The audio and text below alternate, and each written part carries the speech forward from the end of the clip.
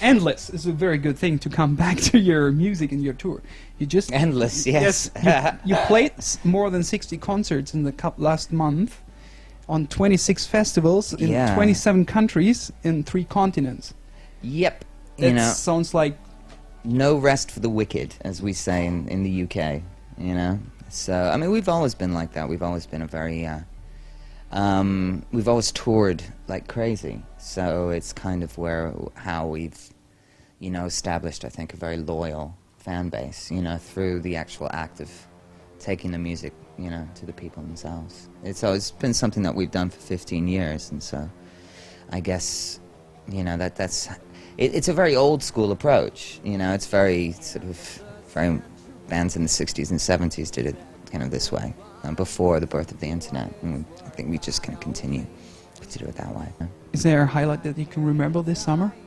No, I get asked that question a lot. I know, but it's you know, not easy, but it's maybe even some private things, you know, during yeah, tour. like I'm going to share some private no, things with you. No. I know. I won't ask. Who what it's worth? Who what it's worth? Who what it's worth?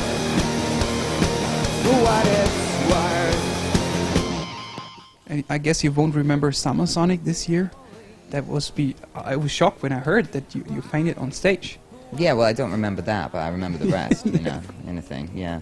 You know. Thank you for But that. it happens to the rest of us, you know, so I mean, of late, I believe Morrissey has collapsed, and, you know, so I'm in good company.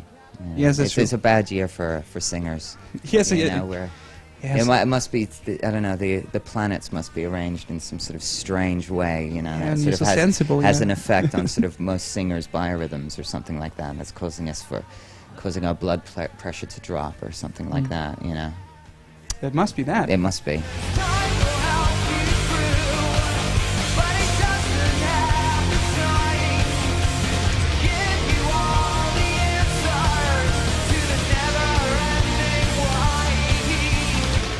Are you afraid of the flu? What flu? Swine flu? No. Ridiculous. Well, you know, I think it's well, it's just my own opinion, but, you know, I think it's hysteria that's generated by the pharmaceutical companies in order to try and sell all of the Tamiflu that they made for the last piece of hysteria, which was the bird flu, and they didn't manage to sell all that anti-flu drugs, so they're gonna run out, you know, soon. You know, they're gonna be past their sell-by date. You know, their use-by date. So they have to create like a new piece of hysteria in order to sell all their drugs before they get too old to be consumed by humans, and so therefore they won't be able to make any money. So that's what I'm basically saying. It's all about money. You know, I mean, really, if you think about how many people per year that die of normal flu.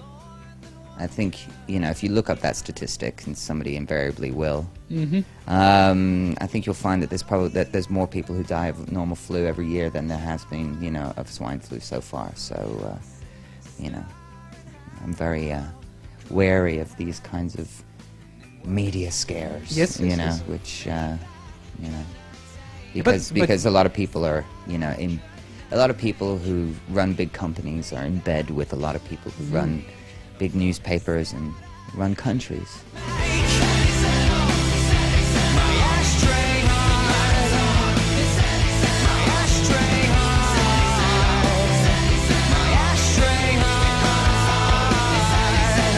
Are you actually at the moment in Germany? You know, like 20 years ago, the Berlin Wall came down. Can you actually remember that? Yeah. Did you watch it on TV? Or anything? Yes, yeah, I did. Yeah, yeah, I remember it very well, and because I was in Luxembourg at the time when it happened, so I was just finishing secondary school, and I was just getting ready to move to London, and some friends of mine actually went and chipped some pieces of the Berlin Wall, and sort of came back and gave me a piece. Now, since I don't know where it disappeared to after I went to university, but I used to have a piece of the Berlin Wall with it had some silver kind of graffiti on it.